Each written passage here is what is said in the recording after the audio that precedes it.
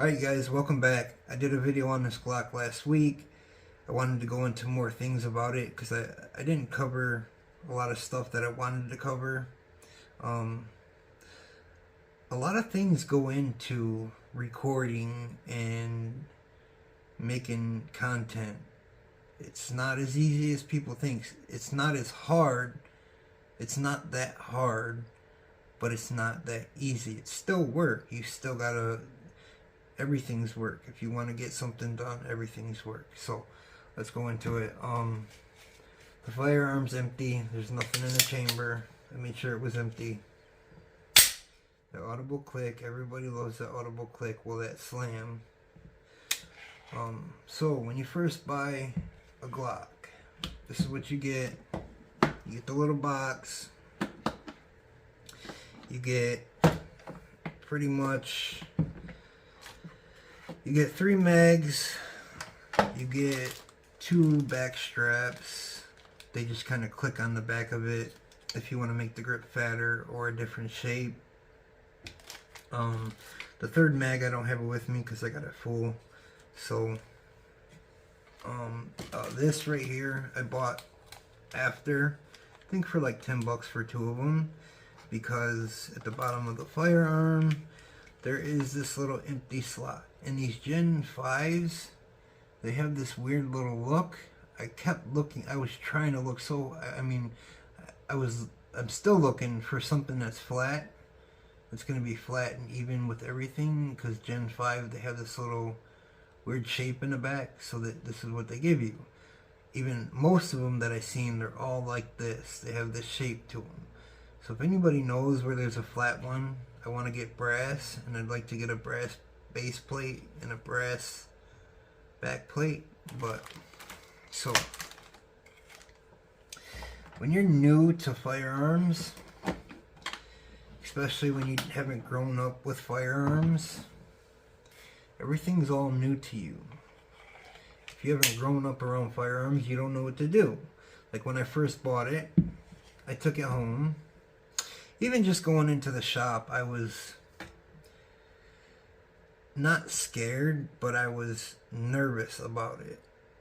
You could just feel the power from it. Some people may be like that. I am. But you could just feel the power, especially first handling one. So, but anyway, I took it home. I didn't know how to load it. And I just didn't want to try anything because you never know.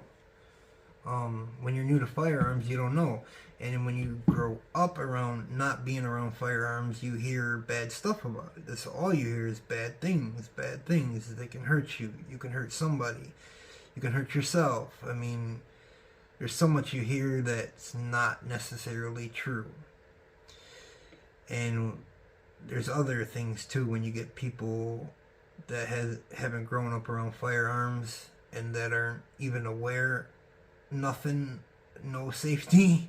They like to be real dangerous.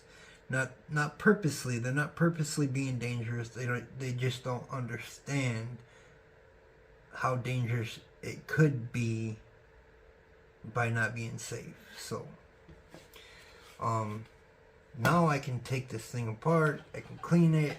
I can do so much more now that within, I think maybe 4 or 5 months it's been.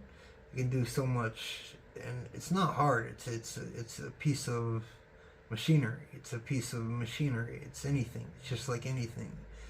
If you learn anything about, anybody can do whatever they want. It doesn't matter. You can do whatever you want. Anything that we've created, you can do also. So, and you can do 10 times more. So this is a 40 caliber. I don't know why I went with a 40 caliber for my first pistol, but I did. I thought it was bigger, so I thought it was better. Not necessarily true. So I wanted to show some people this. I have a 9mm. The casing isn't 9mm or 9mm. It's almost 10mm, the casing. But the actual bullet is almost 9 millimeters. Well, it's actually not. Well, If you push tight, you're gonna get 8.97, 8.98, almost 9mm. But so the 40 caliber, which is measured in inches, American, but we're gonna measure it metric. What does that say? 10mm. I don't know what an actual 10mm. I don't have a 10mm bullet or a 10mm round, so I can't measure it. But what's the difference between the 40 caliber and the 10mm? I mean, are they just calling it a 10mm to call it something new, to sell something new? I'm not sure. But I do know the recoil on this isn't much different. It's not much different from a 9mm. I can't tell a big difference. Maybe in the future, the more that I shoot, I'll be able to tell, but I can't tell that much of a difference. I know they don't go much further, as in lengthwise. They still go the same length. The speed that they go is pretty much the same. I think the difference is how blunt it is. The blunter the object, the more damage it does. So but I do like 40 caliber, and I would rather carry a 40 caliber than a 9mm. It's bigger, it's better. Who wouldn't? But a 9mm, you can even get something small in 40 caliber, but this is what I bought for my first pistol. I do have other pistols, but this stays at home. I keep this at home.